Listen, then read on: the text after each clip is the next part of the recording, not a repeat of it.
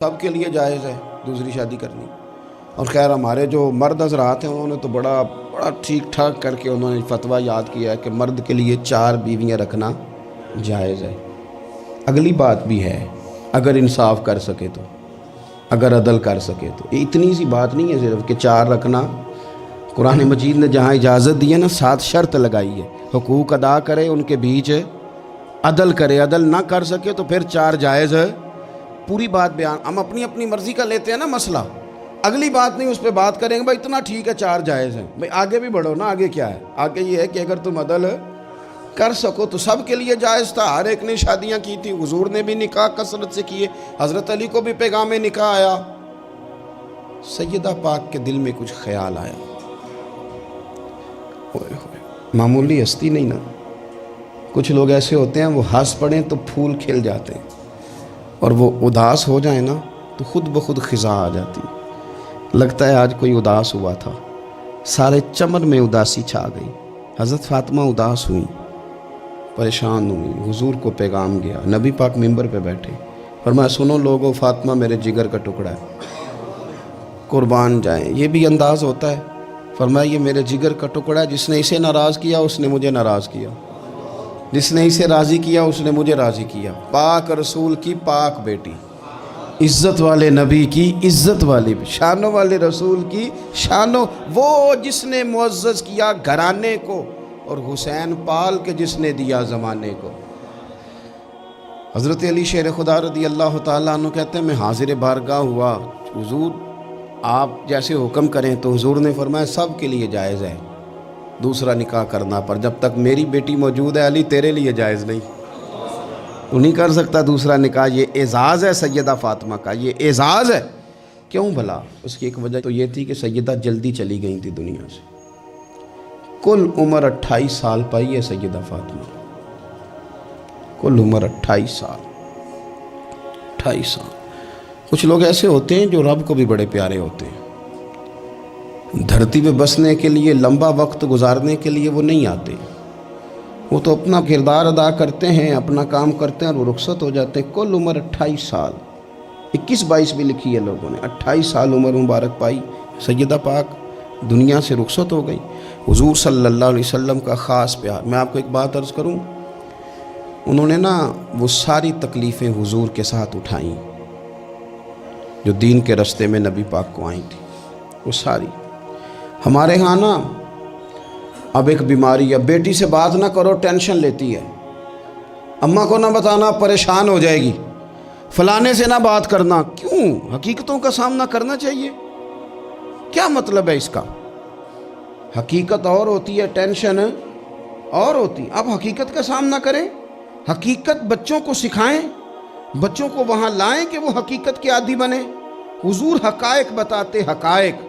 بخاری مسلم میں مشکات میں حدیث ہے، حضرت عائشہ صدیقہ رضی اللہ تعالیٰ عنہ ام المومنین فرماتی ہیں حضور نے وصال سے کچھ دن پہلے حضرت فاطمہ کو بلایا اور فرماتی ہیں قربان جاؤں حضرت فاطمہ چلتی بھی اس طرح تھی جو حضور کا طریقہ تھا، بولنا بھی اسی طرح کا تھا جو نبی پاک کا بولنا تھا، رفتار میں گفتار میں حضور کے مشابہ۔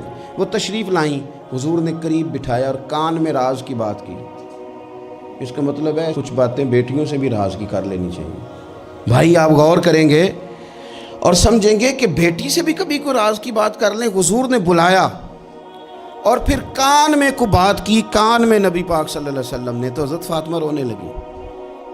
پھر حضور نے کان میں کو بات کی تو مسکرانے لگی۔ حضور تشریف لے گئے، سیدہ عائشہ صدیقہ رضی اللہ تعالیٰ عنہ فرماتی ہیں میں نے حضرت فاطمہ الزہرا سے کہا کہ فاطمہ کیا کہا حضور نے؟ تو فرمانے لگی میرا اور میرے نبی پاک کا راز ہے، آپ کو میں کیوں بتاؤں؟ تو حضرت سیدہ عائشہ صدیقہ کہتی ہیں میں خاموش ہو گئی۔ کچھ دنوں کے بعد حضور کا وصال ہو گیا، سرکار نے وصال فرمایا تو کچھ دن گزرے تو میں نے کہا فاطمہ میرا تم پر حق ہے، میں تمہاری ماں ہوں، میرا حق ہے، اس حق کی وجہ سے میں کہتی ہوں مجھے وہ بتا دو وہ کیا بات تھی کہ پہلے تم روئی پھر تم ہنسی؟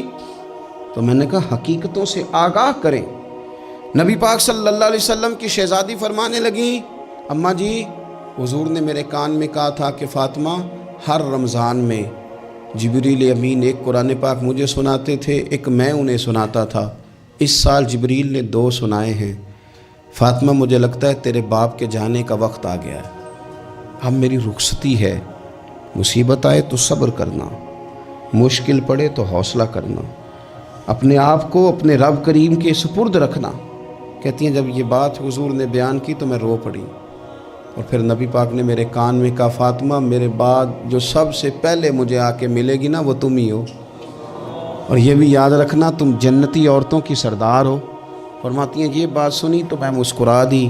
6 ماہ گزرے حصول کے بعد تو سیدہ فاطمہ کا وصال ہو گیا، صرف 6 ماہ، پورا سال نہیں، 6 ماہ گزرے۔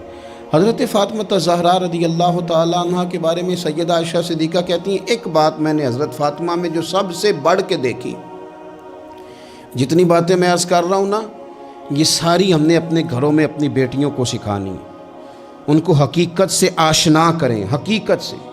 یہ چھپانا اور یہ کہنا ہو یہ فلانا بچہ ڈر جائے گا، یہ گھبرا جائے، وہ پھر ساری زندگی ڈرے گا۔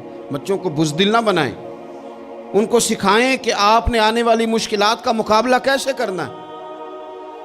ایک بات خاص کر کے مسند ابو یعلا میں سیدہ طیبہ طاہرہ حضرت عائشہ صدیقہ رضی اللہ تعالیٰ عنہ فرماتی ہیں میں نے نبی پاک علیہ السلام کے بعد جس کو سب سے زیادہ اور سب سے بڑھ کر سچ بولتے دیکھا ہے وہ سیدہ فاطمہ الزہرا ہیں۔ میں نے کبھی ان کی زبان سے جھوٹ نہیں سنا۔ خدا را ماؤں کو میرا یہ پیغام دیں، ان سے کہیں بچوں کو سچ بولنا سکھائیں۔ والد سے میری گزارش ہے بچوں کے سامنے کوئی بہانہ نہ کریں، انہیں 1% بھی یہ نہ پتہ چلے کہ آپ جھوٹ بول رہے ہیں، 1% بھی کوئی بہانہ بازی نہ سکھانا انہیں، ورنہ وہ تمہارے ساتھ دھوکہ شروع کر دیں گے۔ وہ کالج نہیں جائیں گے پر تمہیں کہیں گے میں گیا تھا، وہ سکول نہیں جائیں گے اور تمہیں کہیں گے میں گیا تھا، تمہارے ساتھ دھوکہ کریں گے، وہ تمہاری دولت غلط جگہ استعمال کریں گے۔ ان کے سامنے کوئی جھوٹ نہ بولنا، کوئی بہانہ نہ کرنا، ورنہ تمہیں پتہ ہی نہیں چلے گا ماحول کتنا خراب ہو گیا، عدم اعتماد گھروں میں خاندانوں میں آئے گا، تباہی اتر جائے گی۔ خبردار بچوں کے سامنے کبھی بھی انہیں سچ کی عادت ڈالے۔ حضرت عائشہ کہتی ہیں میں نے سیدہ فاطمہ سے بڑا کسی کو سچا، اس کا نتیجہ نکلا نا کہ امام حسن سے بڑا سچا کوئی نہیں، امام حسین سے بڑا سچا کوئی نہیں، سیدہ زینب سے بڑا سچا بھی۔ پھر سچ آگے منتقل ہوا۔ ایک حدیث برسبیل تذکرہ ابو داؤد شریف میں موجود ہے، حضرت عبداللہ ابن عامر رضی اللہ تعالیٰ عنہ فرماتے میں چھوٹا سا تھا، نبی پاک صلی اللہ علیہ وسلم ہمارے گھر تشریف لائے تو میری ماں نے مجھے کہا، چھوٹا سا تھا، مائیں کہتی ہے نا بیٹے یہ دیکھو میں چیز دیتی ہوں ادھر آؤ، حالانکہ کئی دفعہ مٹھی خالی ہوتی، تو میری اماں نے مجھے کہا بیٹے ادھر آؤ میں کچھ چیز دیتی ہوں۔ کہتے ہیں جب میری ماں نے یہ کہا تو حضور فرمانے لگے کچھ دینے لگی ہو؟ کہنے لگی ہاں یا رسول اللہ میرے پاس کھجوریں ہیں۔ چھوٹے بچے کے ساتھ ماں بات کر رہی ہے تو حضور فرمانے لگے اگر تمہارے ہاتھ میں کھجوریں ہیں تو پھر تو ٹھیک ہے، اور اگر نہ ہوتی تو تمہارے ذمے ایک جھوٹ لکھ دیا جاتا۔ یہ نہیں تم کہہ سکتے وہ تو بچہ ہی تھا، بچے سے کنایا توریہ بعض اوقات جائز رکھا ہے، کر دیتے ہیں، ہو جاتا ہے، یہاں تک تو ٹھیک ہے، لیکن اس کے ساتھ جھوٹ بول دینا کہ میں فلاں چیز میرے پاس ہے دینے لگا ہوں، یہ درست نہیں ہے۔ بھائی خدا را سچ کا مزاج اگر گھروں میں آئے نا، سچ کا مزاج، تو پھر بیٹے عبد القادر جیلانی غوث پاک جیسے بنا کرتے ہیں۔ اگر مزاج سچ والا آئے تو وہ طالب علم بن کے بھی کبھی جائیں تو کئی چوروں کی توبہ کرا کے مدرسے داخل ہوا کرتے۔ شرط یہ ہے کہ سچ کا مزاج اپنے گھر میں۔ دوسری بات یہ کہ حضرت فاطمہ الزہرا نے نا فطرتی زندگی جی کے ہمیں دکھائی۔ وہ گھر کے اندر جھاڑو دیتی تھیں، آٹا گوندتی تھیں، روٹیاں پکاتی تھیں، چکی پیستی تھیں، سنو میں کیا کہہ رہا ہوں، لیپا پوتی کرتی تھی، بچوں کی سارے کام اپنے ہاتھوں سے کرتی تھی، شوہر کی خدمت کرتی تھی، اور پھر ساری رات مصلے پہ بھی بیٹھتی تھی۔ سارے کام سیدہ فاطمہ، حضرت اسماء بنت ابی بکر صدیق، حضرت صدیق اکبر کی بیٹی ہیں، امیر باپ کی بیٹی ہیں، لیکن حضرت زبیر بن عوام حضور کی پھوپھی کے بیٹے کے ساتھ نکاح ہوا تو کہتی ہیں ان کے گھر میں کوئی خادم نہیں تھا، میں سارے کام کرتی تھی، میں ان کے گھر کے کام بھی کرتی تھی، میں کنویں سے پانی بھر کے بھی لاتی تھی۔ حضرت یہ آپ کو بخاری میں حدیث ملے گی، حضرت اسماء بنت ابی بکر صدیق فرماتی ہیں کہ انہوں نے اونٹ رکھا ہوا تھا اور ملازم کوئی نہیں تھا، خادم اور غلام کوئی نہیں تھا، تو میں ان کے اونٹ کو چارہ بھی ڈالتی تھی، میں سارے کام کرتی تھی۔ بیٹی گھر کے کام کرنے سے بھی کبھی کمزور ہوتی ہے، گھر آج کل وہ لبرل ہے نا، موم بتی مافیا، وہ پوچھتا ہے جی کہاں لکھا ہے بی بی گھر کے کام کرے، گھر کس کا ہے؟ ویسے تو وہ کہہ رہی ہے میں کسی کی مداخلت بھی پسند نہیں کرتی، میرے گھر میں آ کے نند بات نہ کرے، تب تو وہ کہہ رہی ہے کہ میرے گھر میں مداخلت بھی کوئی نہ کرے، اور جب کام کرنے کی باری آئی ہے تو کہتے ہیں کس حدیث میں لکھا ہے؟ بالکل نہیں کسی حدیث میں لکھا، اس میں کوئی شک نہیں، لیکن یہ ضرور لکھا ہے کہ مدینے والے کی صاحبزادی اپنے گھر کے کام کرتی تھی، یہ ضرور لکھا ہے کہ صدیق اکبر کی وہ صاحبزادی کہ جن کو نبی پاک صلی اللہ علیہ وسلم کی غار ثور میں روٹی پہنچانے کا شرف حاصل ہے، وہ گھر کے سارے کام کرتی تھی، اپنے خامند کے جانوروں کی بھی خدمت کرتی تھی، یہ ضرور لکھا ہے، یہ سیرت اپنائیں۔ پھر حضرت فاطمہ رضی اللہ تعالیٰ عنہ نے نا 3 سال قید بھی کاٹی ہے شیب ابی طالب میں حضور کے ساتھ، پتے کھا کے بھی گزارا کیا۔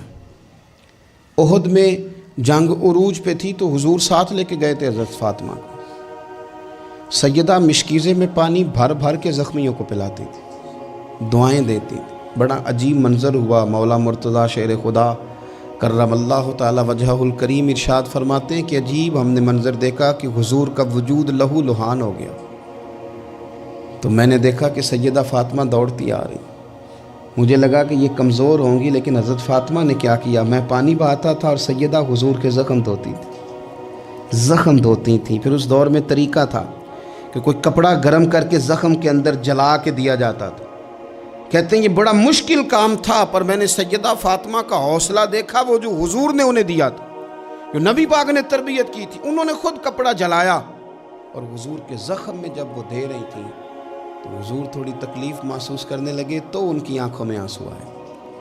انہوں نے وہ ساری آزمائشیں، وہ سارے رنگ، وہ سارا کچھ حضور کے ساتھ دیکھا، غربتیں بھی حضور کے ساتھ کاٹیں۔ میں کیسے کہوں کہ آج کل ہمارا لاڈ صرف اتنا ہے کہ جی جو بچے مانگتے ہیں میں لا کے دیتا ہوں، یہ کوئی کمال ہے؟ یہ کوئی کمال ہے؟ یہ تو آپ نے الجھا دیا انہیں، آپ نے ان کو بگاڑنے میں اور محنت سے انہیں دور کرنے کے لیے آپ نے ظلم کیا ان کے ساتھ، جو مانگتے ہیں لا کے، یہ کوئی کام ہے کرنے والا کام تو یہ تھا کہ بچوں کو کچھ نہ ملے تو انہیں صبر کرنا بھی آئے، انہیں کچھ نہ ملے تو انہیں اپنی زبان شکوے سے روکنی بھی آئے۔ حوصلہ اگر آپ دیکھیں نا، حضور فرماتے ہیں کسی باپ کا اپنی اولاد کے لیے سب سے اچھا تحفہ پتہ کیا ہے؟ یا رسول اللہ کیا ہے؟ فرمایا جس نے اپنی اولاد کو سب سے اچھا ادب سکھا دیا، اس نے سب سے اچھا تحفہ دے دیا ہے۔ ان کو آداب زندگی سے آگاہ کریں، اچھا تحفہ ہو گیا ان کے لیے۔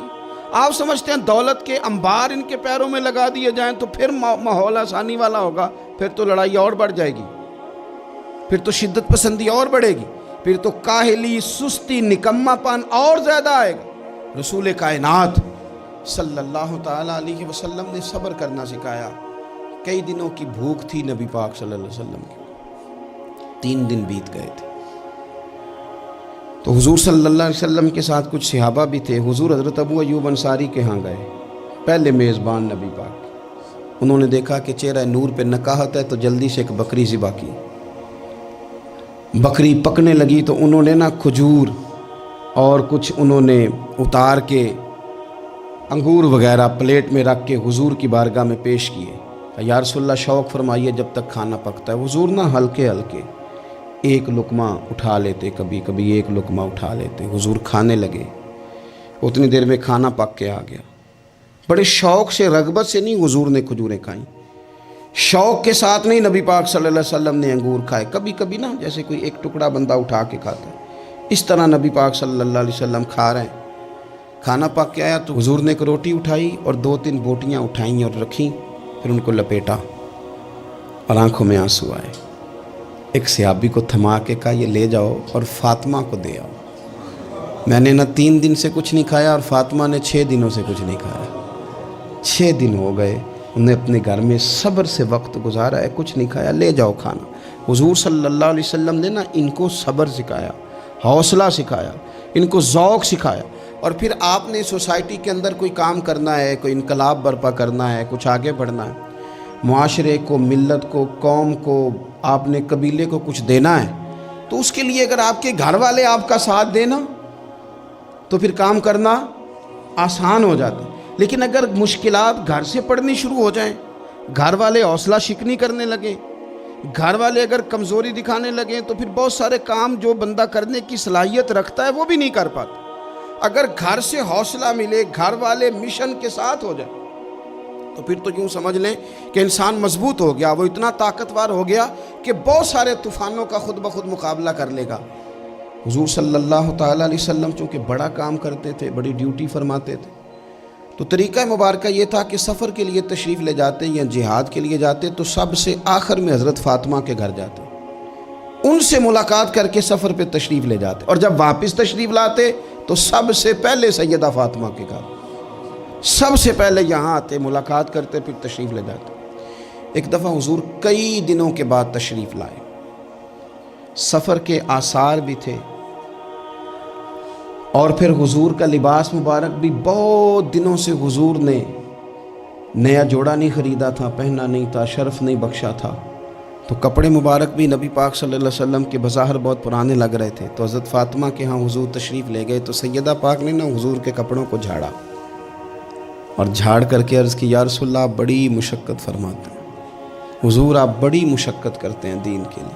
یا رسول اللہ صلی اللہ علیہ وسلم دیکھیں کب سے آپ نے کپڑے نہیں خریدے، حضور یہ مشقت کب تک، کس حد تک؟ یہ گویا سوال ہے حضرت فاطمہ کا۔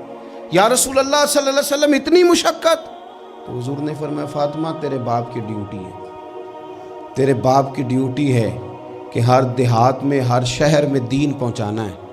پھر نبی پاک صلی اللہ علیہ وسلم نے ایک جملہ کہا جو میں نے پہلی دفعہ پڑھا تو بتاتا ہے کہ مشن کتنا بڑا ہے۔ نبی پاک صلی اللہ علیہ وسلم نے فرمایا فاطمہ جہاں تک رات پہنچتی ہے نا وہاں تک ہم نے اللہ کا دین بھی پہنچانا ہے۔ جہاں تک رات آتی ہے نا، جہاں جہاں رات پہنچتی ہے وہاں تک رسول کریم کا دین بھی پہنچے گا۔ حضور صلی اللہ تعالیٰ علیہ وسلم نے یہ انداز حضرت فاطمہ کو سکھایا کہ جہاں جہاں رات پہنچتی وہاں وہاں دین بھی پہنچے گا، وہاں وہاں یہ دین پہنچ کر کے رہے گا۔ اب آپ اندازہ فرمائیے اتنا بڑا مشن تھا، اور اس میں سیدہ فاطمہ الزہرا رضی اللہ تعالیٰ عنہ ساتھ حضور کے وقت گزارتی ہیں، ساتھ رہتی، بہت زیادہ آسودگی والی زندگی نہیں، لیکن اس کے باوجود بہت زیادہ پردے کا اہتمام۔ با پردہ عورت کون ہوتی ہے؟ جو برقع پہنے اور سارا گھوم کے واپس آ جائے؟ برقع اس نے پہنا، نقاب اس نے کر لیا، اب جہاں دل کرے جائے؟ نہیں، یہ بھی با پردہ ہے، اس پر بھی کوئی الزام نہیں، لیکن جو اصل با پردہ عورت ہے وہ کون ہے؟ جو گھر سے صرف ضرورت کے لیے نکلے،